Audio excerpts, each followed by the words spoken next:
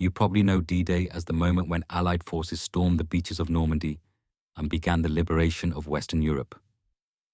But what you don't know is what it felt like to be on the other side of those machine guns, watching from concrete bunkers as the largest invasion fleet in human history materialized out of the morning mist.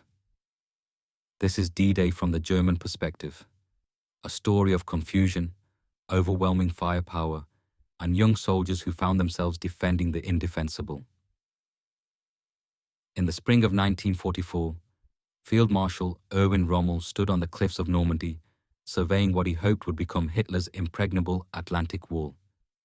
For months, tens of thousands of German soldiers had been pouring concrete, laying mines, and positioning artillery batteries along hundreds of miles of French coastline. They built bunkers thick enough to withstand naval bombardment and created killing fields designed to slaughter any force that dared to land on these beaches.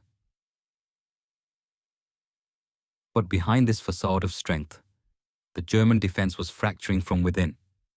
Rommel himself was locked in a bitter strategic dispute with other commanders about how to fight the coming invasion. Should they mass their forces at the coastline and destroy their allies on the beaches, or hold reserves inland for swift counterattacks?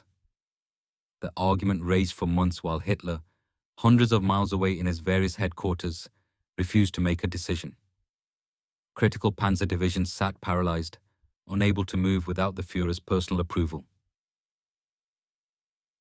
By early June, the men manning these coastal fortifications were exhausted from months of preparation and waiting. Many were teenagers, some as young as 17, mixed with older veterans and conscripts from occupied territories.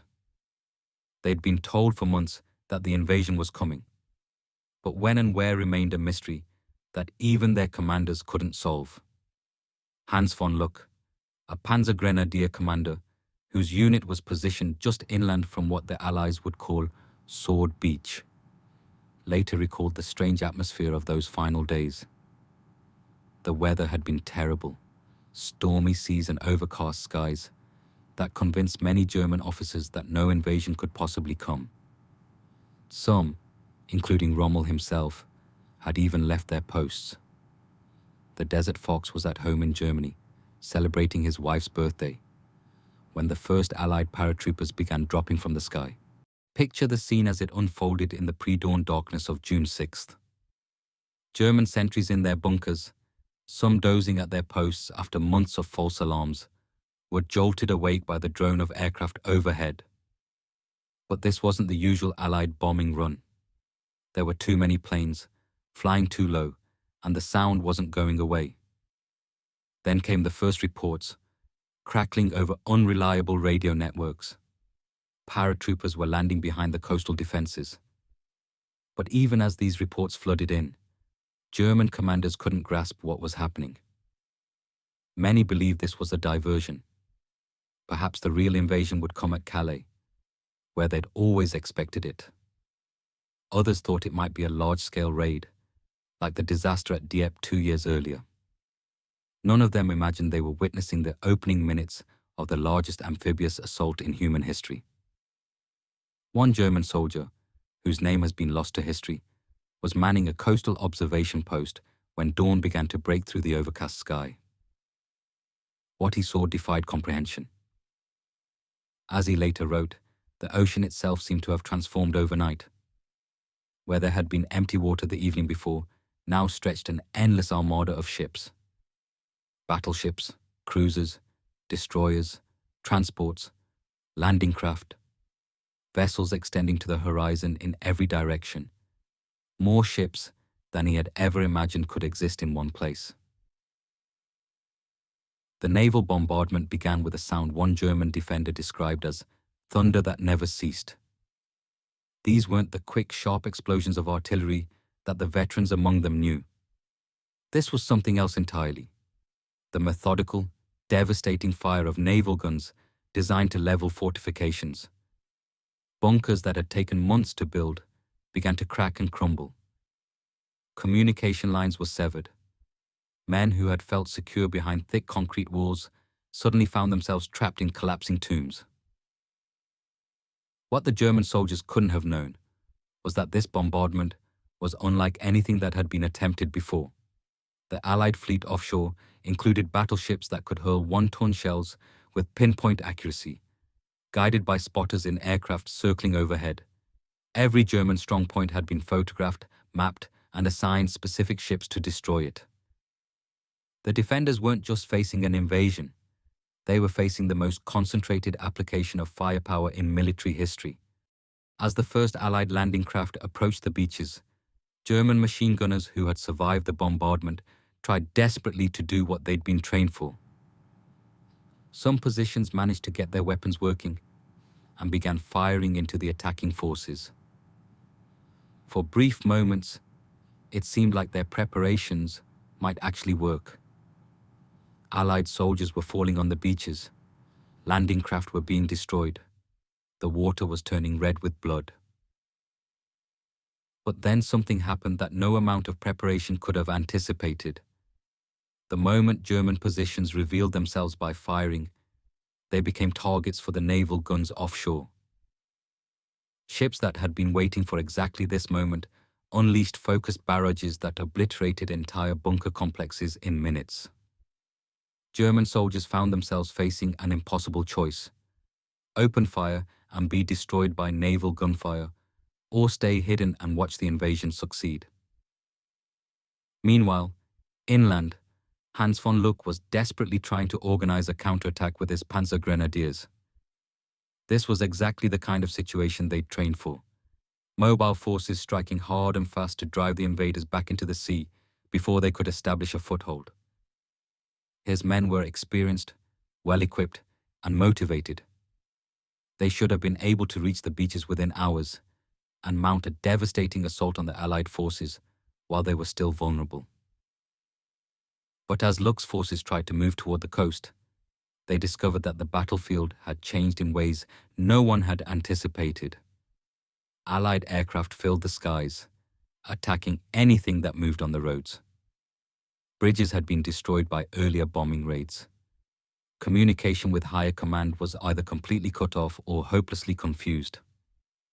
Even when they received orders, those orders often contradicted each other or came too late to matter. When Luck's Panzer Grenadiers finally managed to approach the beach area after nightfall, they thought darkness would provide cover for their attack. They were wrong. As Luck later wrote, "Our counterattacks were like walking into daylight under flares and naval gunfire. We lost half our strength before seeing a single enemy soldier."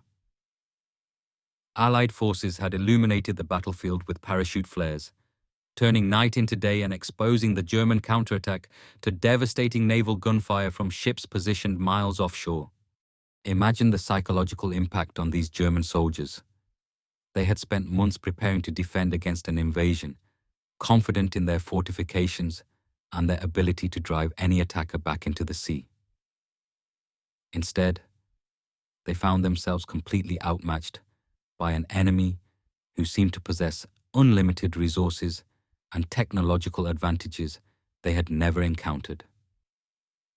The ships never stopped coming. The aircraft never stopped flying.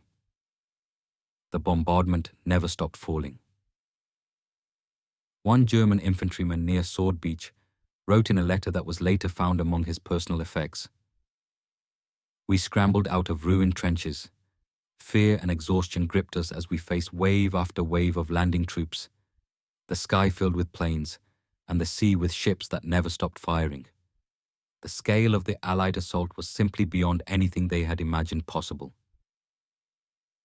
By midday, it was becoming clear to German commanders that this wasn't a raid or a diversion. This was the invasion they had long expected, and they were losing. General Leo Geyer von Schweppenberg, commander of Panzer Group West, later explained their predicament. "We were crippled by restrictions from higher command. By the time we received permission to move tank units, the enemy held the vital beaches firmly." The German command structure, which had seemed so efficient during their earlier victories, was revealed to be fatally flawed when facing a crisis of this magnitude. Hitler was still asleep at his mountain retreat and had given strict orders not to be awakened. No one dared move the reserve panzer divisions without his personal approval. Local commanders who might have improvised effective responses found their hands tied by a system that demanded approval for every significant decision from a man who was hundreds of miles away and hours out of touch. As the day wore on, German positions began falling one by one.